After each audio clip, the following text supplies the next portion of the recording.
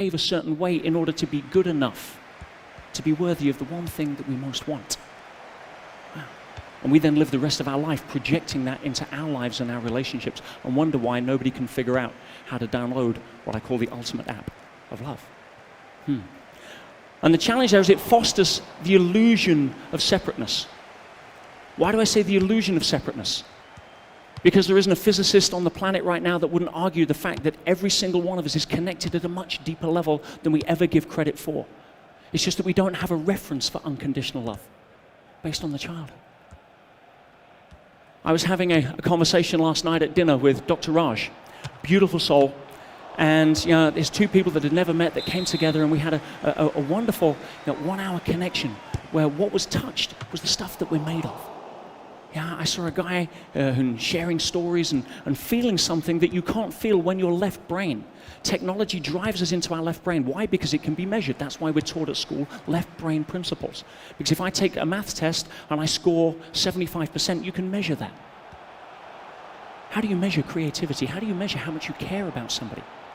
How do you measure love? And last night, there was two people from different backgrounds, different colors, different beliefs, born at different times, both with different life paths, on their own journey, probably die at a different time. The illusion of separateness. Just as if I was to put my hand through a saucer of milk and you were to see the tips of my fingers, the illusion would be that we're separate. Whereas if you take the milk away, we realize we're all connected. Allow me to give you another analogy. If you take the human body, between 50 to 70 trillion cells, give or take, some a few more than others. If you go to the bloodstream and you take two blood cells, white blood cell, red blood cell, both different colors, both born at different times, both have different paths in life, different jobs to do, different missions. One delivers oxygen and hemoglobin around the body, the other takes stuff out of the bloodstream and dumps it into the lymph. Both probably going to die at different times. Now, if these two blood cells were to meet each other in the bloodstream and would have a conversation, now red blood cell goes, "Hi, white blood cell, how you doing?" And the white blood cell turns around and says, "Oh my goodness, a talking blood cell." But if they could communicate, would they not have separate senses of identity? Absolutely. Now, the thing is, we don't throw a funeral every time we have a blood cell die. We have a different and a higher level of consciousness and understanding about where it fits into the scheme of things. What if, just as a possibility, just as a question, you and I started to realize that we're just different types of blood cells in the universal body of consciousness? Would that upset you if it was a possibility? The illusion of separateness. And what keeps us from that illusion of separateness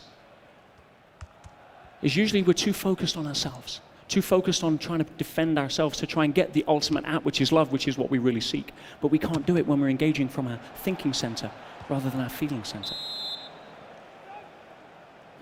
Everything is connected. Now, how do you move forward in life to be able to live from that place rather than get swamped by the overwhelm? Well, sometimes it takes tragedy, sometimes it takes a significant emotional event. September the 11th, 2001. Many of us remember where we were on that day. Just notice your emotional connection to the date itself. I myself was in Hawaii at the time on a seminar with Tony Robbins. I was part of the leadership team, and we were facilitating a 9-day event called Life Mastery. And what happened at about 2 o'clock in the morning local time, so we woke up to that news. And we realized that we had 2,000 people about to wake up to that news from 80 countries, including Palestine, Israel, Afghanistan, many from the US, and over 100 from New York. Our job was to get the people into the room so that they can understand, try and make sense of what was going on, and Tony would come out and hopefully reframe and deframe some level of meaning so that we could have some level of certainty as to how things were going to continue or not. And while Tony did an amazing job, it was hearing some of the stories that came out of the room that day that was so impactful. One of them I remember clearly. There was a woman who stood up, and she turned around and says, now I know the reason why I'm here. She said, 2 years ago, my fiance was killed in a car crash. But the meaning that I took out of that was that love isn't for me. Never get too close to people in case it's taken away. Said 6 months later, 18 months before, she met a guy and they started dating, but she kept her distance. And it got to a point where he wanted to take the relationship to the next level, but she wasn't comfortable. And she says, you know something, I know I want to go to this seminar in Hawaii, and he wasn't really that agreeing, but she says, I want to go anyway. There's a reason why I want to go. And she says, I now know the reason I came. She says, last night, I was listening to one of the speakers. One of the speakers was a woman called Kathy Buckley. Beautiful, beautiful woman. Now, Kathy's story is incredible. She has a great message. She was born 50 years ago hard of hearing, but at the time it was misdiagnosed. And it was misdiagnosed because in those days we just didn't have the ability to look too far ahead like we do today. Too stuck here, not enough here. And so she was put into a special care where she wasn't really given the love that we so crave. As a result of that, she developed poorly, she was introverted, and she couldn't really communicate very well. In her teenage years, she was abused by members of her family. In her 20s, she got cancer. She managed to get over that, and then a little later in life, she was lying on a beach, and a lifeguard ran over her face in a 4x4. And we think we have problems. And Kathy stood up and says, you know something? I can't rely on life giving me what I think life should owe me, because it doesn't work that way. Life is a mirror, my friends. It'll reflect back what you put into it. You get angry with the mirror, it has no choice but to get angry back. Why? Because outer world follows inner world, not the other way around. And when Kathy finally understood that she'd been complaining at the mirror her whole life, wondering why she wasn't getting what she wanted, she took a stand. She learned how to communicate. She found out she had a gift for making people laugh. She stood in for a friend at a comedy night at a local bar. She won the night. She went to the regional finals. She won that. She went on to produce a book. She got her own show. She turned her life around and really became an example for so many people. But her message was very powerful. Her message was this, that you cannot drive through life looking in the rearview mirror. You're going to crash and miss the scenery. You cannot dance through life with a ball and chain of your past around your leg. It just doesn't work. And this lady in the morning of September the 11th got up and says, when I heard Kathy say that, I knew what she meant. I found my breakthrough. I knew what I'd been doing. I ran back to the room and I called my partner and I left a message on his voicemail. I says, hey, honey, I'm coming home after the seminar. I see what's happening. Let's get married. And the next morning, he called her and left a message on her voicemail from the 104th floor of the World Trade Center to say that the building had just been hit. It was filling up with smoke, and he thought he was going to die.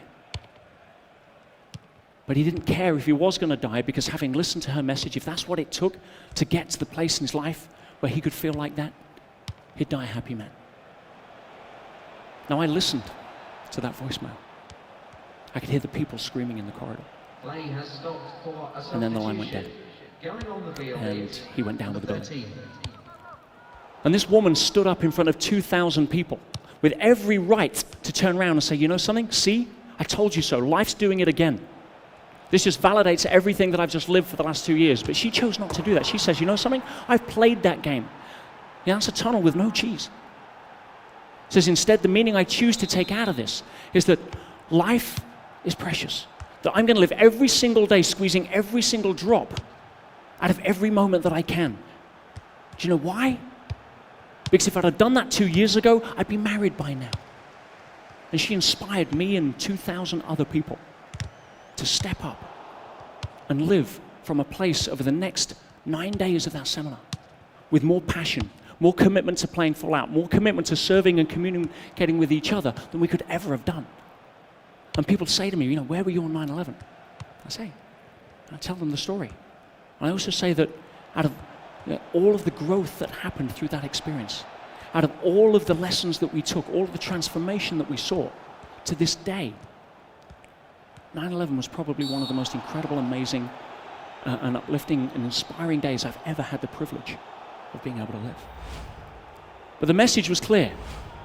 It never matters what happens to you in life, my friends. That's a story. That's what keeps us here instead of here. The only thing that matters is what we do with the story. For some people, divorce is traumatic. For others, it's freedom. It's how you write the story. How do you hold the pen?